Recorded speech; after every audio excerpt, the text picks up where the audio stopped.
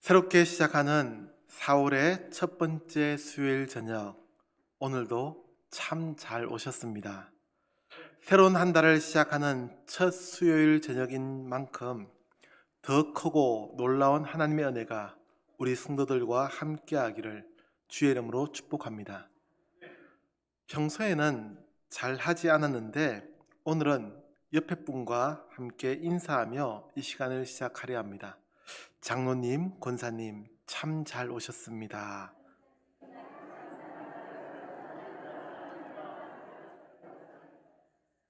한 번 하면 정없잖아요. 그죠? 한 번 더 하겠습니다. 집사님이 최고입니다. 인사하겠습니다.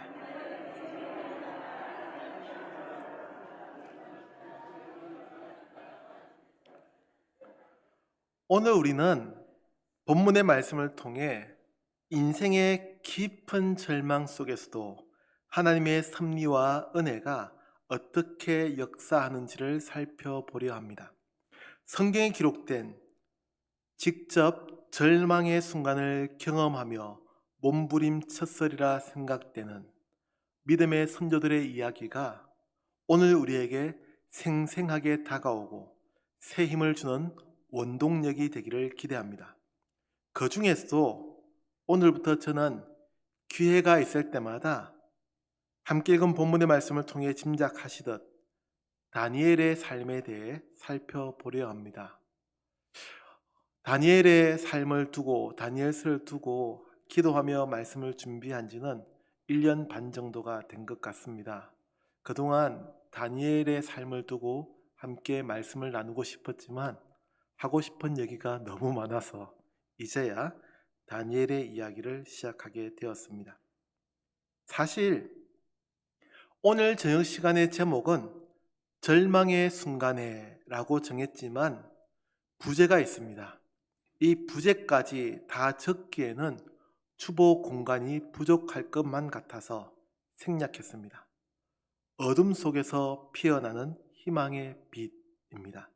그러니까 이 시간의 제목은 절망의 순간에 어둠 속에서 피어나는 희망의 빛입니다. 우리는 지난 일주일을 걱정과 두려움 속에서 보냈습니다. 그리고 지난 주일 아침까지도 여전히 잡히지 않은 산불 소식에 모두가 걱정해야 했습니다. 주일 오후 예배를 다 마치고 나서 뉴스를 보니 전국의 산불이 어느 정도 진화되었다는 소식을 들었습니다. 그때까지 얼마나 마음 졸이며 걱정하셨습니까? 경북 지역의 산불은 지난 주말이 되기 전에 어느 정도 정리가 되었지만 혹시나 하는 두려움에 걱정하지는 않으셨습니까? 저는 많은 걱정이 되었습니다. 경북 지역의 산불 소식은 말할 것도 없고 경남 지리산 지역의 산불은 제가 자랐던 인근 동네에서 시작되었기 때문입니다.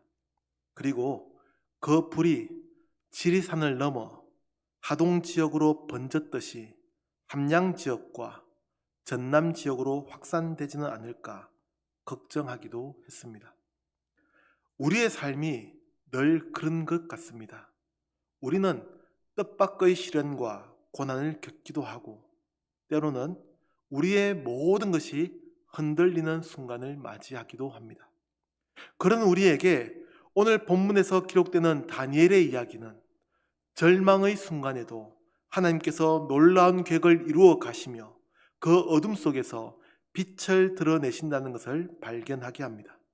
그래서 절망의 순간에 어둠 속에서 피어나는 희망의 빛입니다. 우리가 본문의 말씀에서 마주하게 되는 첫 번째 이야기는 다니엘의 젊은 날에 찾아온 절망과 고통의 순간입니다. 본문에는 기록되어 있지 않지만 다니엘은 어린 시절부터 하나님의 백성으로서 유대인의 자부심과 정체성을 간직하며 자랐던 것으로 보입니다. 그러나 어느 날 그의 인생은 완전히 뒤바뀌게 됩니다. 바벨론의 침략과 함께 다니엘은 가족과 고향, 언어와 전통을 모두 뒤로 한 채 이방인의 땅, 즉 바벨론으로 끌려간 겁니다. 당시의 시대를 보면 바벨론의 침략을 예상할 수 없었던 것은 아니었습니다. 더구나 다니엘은 최소 왕족이었거나 귀족이었습니다. 그러니 나라를 위협하는 외세의 위협은 누구보다 잘 알고 있었겠다고 짐작합니다. 그러나 그렇게 짐작하는 것하고 실제로 부닥치는 것하고는 차이가 있지 않겠습니까? 그는 한순간에 고위직의 자녀에서 이국으로 끌려간 포로가 되었습니다. 그 고통의 젊은 날을 보내야 했던 다니엘은 어떠했겠습니까? 한창 꿈을 향해 달려가야 할 그 시기에 그는 민족의 아픔과 함께 인생을 빼앗겨 버린 겁니다. 저는 본문에서 소개하듯 기록되는 이 구절들에서 한 젊은 청년에게 찾아온 절망과 고통의 순간을 생각해 보게 됩니다. 다니엘은 이제까지 꿈꾸었던 미래가 한순간에 산산이 부서지며 깊은 슬픔과 불안 속에 빠져들었을 것입니다. 더구나 지금으로부터 2500여 년 전에는 포로에 대한 어떠한 규정도 없을 시기입니다. 지금이야 제네바 협약이라는 것이 있어 포로를 함부로 대하지 못하도록 국제적으로 규제하고 있지만 그 규정이 생긴 것이 불과 70여 년 정도밖에 되지 않았습니다. 다니엘이 귀족 출신 혹은 그 이상의 출신이었다는 점에서 특별 대우를 받은 것은 분명합니다. 그러나 아무리 특별한 대우를 받아도 포로는 포로일 뿐입니다. 하지만 다니엘은 절망스러운 상황에 굴복하지 않았습니다. 그는 포로가 된 그 바벨론의 땅에서도 하나님을 사모하는 마음으로 예루살렘을 향해 매일 기도하기를 쉬지 않았고 자신이 하나님의 백성이라는 정체성을 잊지 않았습니다. 그는 완전히 뒤바뀐 상황에서도 어렸을 때부터 간직하며 지켜온 하나님의 백성으로서의 삶을 지켰고 자부심을 가졌습니다. 저는 성경의 인물들을 대할 때마다 고난이 없는 인물이 단 한 사람도 없다는 것을 기억합니다. 성경에 기록된 모든 인물은 저마다의 아픔과 고통을 안고 살았습니다. 아브라함이나 모세 정도가 되면, 다윗이라고 하면 남들보다 좀 더 편하고 고통이 없는 삶을 살면 얼마나 좋겠습니까? 그런데 그렇지 않습니다. 모두가 다 고통의 순간이 있었습니다. 아브라함은 아브라함대로, 모세는 모세대로 슬픔과 고통의 순간을 경험합니다. 그러나 그들이 다른 것은 그 고통 앞에서 절망하지 않더라는 겁니다. 절망과 고통의 순간에 다시 일어납니다. 저는 다니엘도 그러했다고 말씀드리는 겁니다. 그는 비교적 젊은 날에 나라가 망하는 것을 경험했고 바벨론의 포로가 되어 끌려갑니다. 그러나 그는 하나님을 향한 믿음을 잃지 않았습니다. 하나님과의 깊은 교제를 통해 그의 믿음을 굳건히 키워 나갔습니다. 사랑하는 성도 여러분, 오늘을 사는 우리도 이와 같은 경험을 하지 않습니까? 때로 그 고통스러운 경험은 트라우마로 우리의 내면 깊숙이 자리 잡기도 합니다. 그 고통을 이겨낼 수 있기를 축복합니다. 하나님의 사랑이, 하나님의 은혜가 우리 성도들에게 새 힘을 주시고 그 아픔을 회복시켜 나가도록 이끌어 주시기를 축복합니다. 젊은 다니엘이 그 고통 속에서도 하나님을 향한 믿음으로 견디며 이겨냈듯이 우리 성도들도 말할 수 없이 고통스럽고 힘겨운 그 순간에도 믿음으로 이겨나갈 수 있기를 우리 주의 이름으로 축복합니다. 두 번째로 우리는 본문의 말씀을 통해 다니엘에게 계속되는 믿음의 도전을 마주하게 됩니다. 다니엘과 그 친구들은 정체성을 빼앗으려는 환관장의 도전을 마주합니다. 무엇이 다니엘의 정체성을 흩어리려는 도전이었습니까? 그의 이름을 바꾸어 부른 것입니다. 성경에서 엘이나 야가 들어가는 것은 하나님을 뜻하는 단어입니다. 그러니까 이름에서도 엘이라거나 야라는 단어가 들어가 있으면 하나님을 향한 믿음의 표현을 나타낸 것이 됩니다. 다니엘은 하나님은 나의 재판관이시다 라는 뜻이고, 하나냐는 여호와께서 은혜를 베푸셨다는 의미입니다. 미사엘은 하나님과 같은 이가 누구인가 라는 뜻이고, 아사랴는 여호와께서 도우셨다라는 의미입니다. 이름만 들어도 이 사람이 하나님을 섬기는 믿음의 사람이라는 것을 알 수 있지 않습니까? 그런데 환관장은 그 이름을 이렇게 바꿉니다. 바빌론의 신, 벨이 그의 생명을 보호하기 바란다는 뜻의 벨드사살, 또 다른 바벨론의 신, 아쿠 신에게 속한 자라는 뜻의 사드락, 그리고 아쿠와 같은 자가 누구인가라는 의미의 메삭, 느보의 종이라는 뜻의 아벳느고, 여기서 느고도 바벨론 신 중의 하나입니다. 그러니까 환관장은 하나님을 섬기는 사람이라는 의미에서 바벨론의 신을 섬기는 사람이라는 뜻으로 이름을 바꾸며 유대인으로서의 뿌리와 자랑스러운 전통을 부정하도록 만들었습니다. 이는 우리 성도님들도 다 아시듯 지배 민족이라는 이유로 전통과 역사를 지우려는 시도였습니다. 마치 우리나라가 과거 일본의 강제 점령을 통해 경험한 것과도 같습니다. 그래서 일본이 우리나라의 말을 사용하지 못하도록 했고 창시 개명을 한 것이 아닙니까? 이름을 바꾼다는 행위는 그들의 정체성을 완전히 말살하려는 공격적인 시도로 민족의 역사와 신앙 그리고 자긍심을 없애려는 의도가 내포되어 있습니다. 이름은 단순한 단어가 아니라 한 사람의 존재와 역사를 상징하며 그 사람의 정체성을 형성하는 근본적인 요소입니다. 다니엘과 그의 친구들에게도 마찬가지였습니다. 환관장이 뭐 그리 배려심이 크고 대단해서 포로들의 이름들까지 바꾸어 주려고 했겠습니까? 포로들을 배려해서 바벨론에서 잘 정착해 살라고 이름을 바꾸어 준 것이 아니었습니다. 그러나 다니엘과 그의 친구들은 이름이 바뀌었음에도 불구하고 그들의 내면 깊숙이 자리한 하나님의 사랑과 하나님의 계획을 잊지 않았습니다. 외부의 힘이 아무리 세차게 다가와도 그들의 정체성은 하나님으로부터 온 것이라는 고백을 지켰고 결코 쉽게 흔들리지 않았습니다.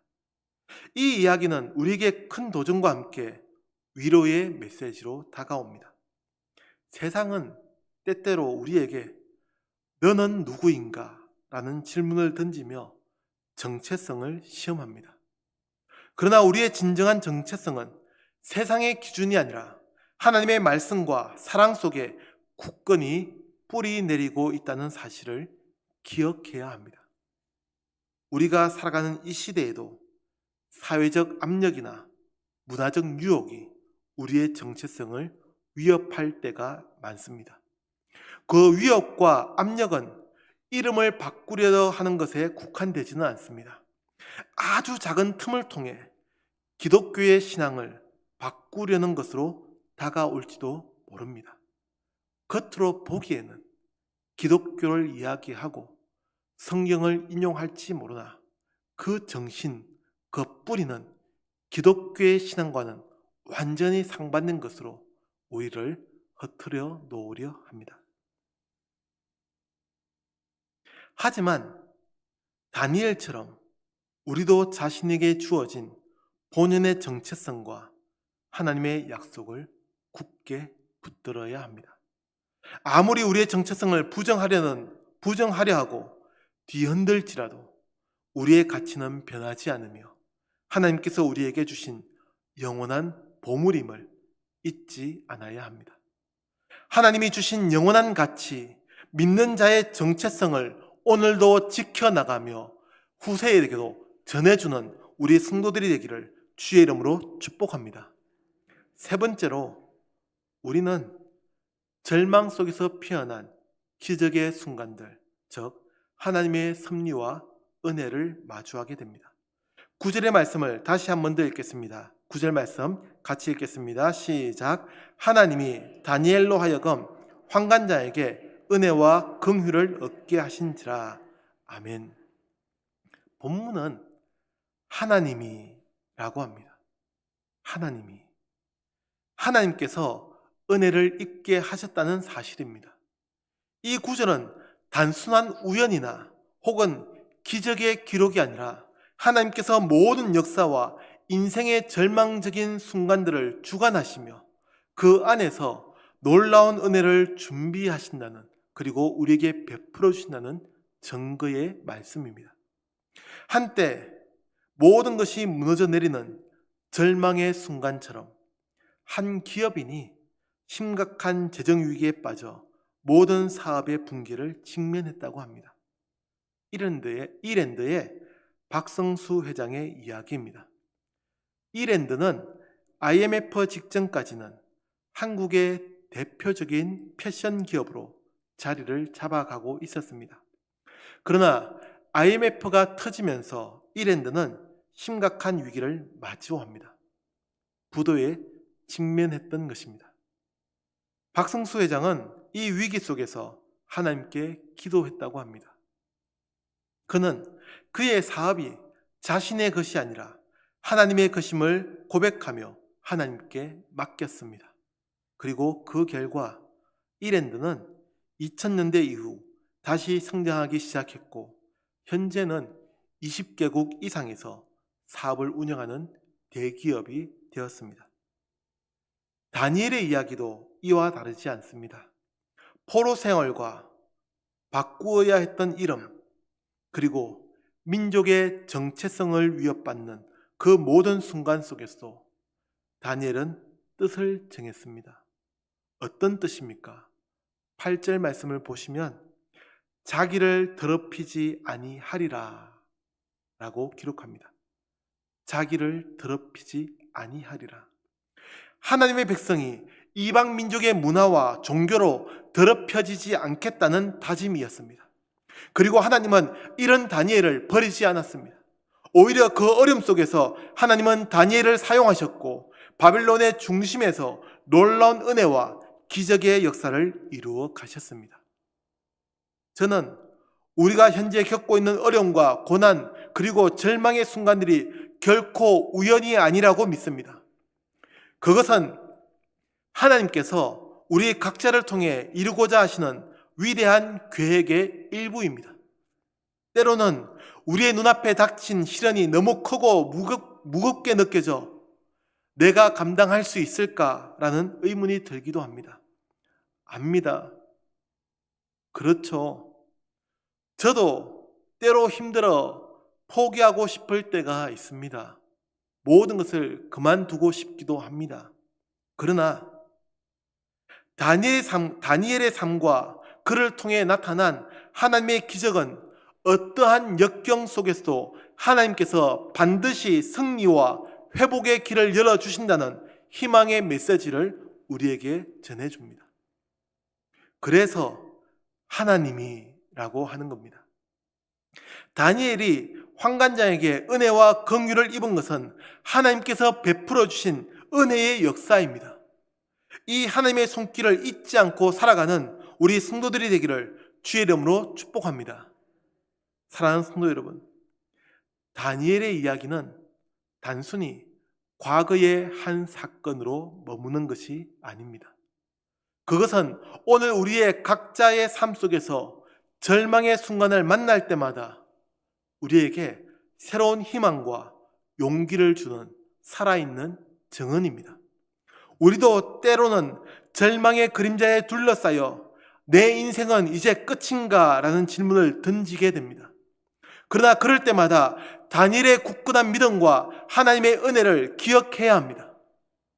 우리가 마주하는 모든 어려움과 시련은 결국 하나님의 크신 계획 아래에서 의미 있는 변화를 이끌어내는 도구입니다. 우리의 정체성이 외부의 압력에 의해 흔들릴 때도 하나님은 그 속에서 우리를 더욱 강해지고 성숙해지도록 인도하십니다. 다니엘이 포로 생활 중에 겪은 모든 고난과 도전은 그가 하나님의 뜻을 이루기 위한 값진 준비 과정이었습니다. 오늘날 우리 각자의 삶에도 마찬가지입니다. 우리가 아무리 어려움에 부닥치더라도 그것은 절대 헛되지 않으며 하나님께서 우리를 통해 이루실 위대한 기적의 서막임을 믿어야 합니다. 그래서 절망의 순간에 어둠 속에서 피어나는 희망의 빛입니다. 오늘 우리는 다니엘의 이야기를 통해 절망의 순간 속에서 하나님께서 함께 하시며 고난 속에 놀라운 은혜와 기적을 준비하고 계신다는 사실을 알게 됩니다. 우리의 인생이 때때로 깊은 어둠 속에서 헤매는 것처럼 느껴질 때가 있습니다. 그러나 다니엘의 삶이 보여주듯이 이 어둠 속에서 하나님은 언제나 한 줄기 빛을 비추어 주십니다. 마치 한겨울에 얼어붙은 땅 속에서도 봄을 알리는 싹을 틔우듯 긴 어두운 터널을 통해 그럼에도 불구하고 밝은 시야로 밝은 곳으로 우리를 안내하듯 우리의 절망 속에서 반드시 희망의 씨앗이 심겨 있음을 믿는 우리 성도들이 되기를 주의 이름으로 축복합니다. 기도하겠습니다. 주님, 우리의 삶 속에 수많은 절망의 순간이 찾아올 때마다 다니엘의 굳건한 믿음을 본받아 주님의 인도하심을 깊이 체험하게 하옵소서. 외부의 압력과 시련 속에서도 우리의 정체성이 흔들리지 않도록 주님의 사랑으로 우리를 붙들어 주시며 모든 어려움 속에서도 주님의 은혜가 나타나도록 인도해 주옵소서. 우리의 절망 속에서도 희망의 빛을 비추시는 주님의 크신 사랑을 믿고 그 은혜 안에서 새 힘과 용기를 얻어 살아갈 수 있도록 도와 주옵소서. 우리의 힘과 우리의 희망이 되시는 예수 그리스도의 이름으로 기도합니다. 아멘.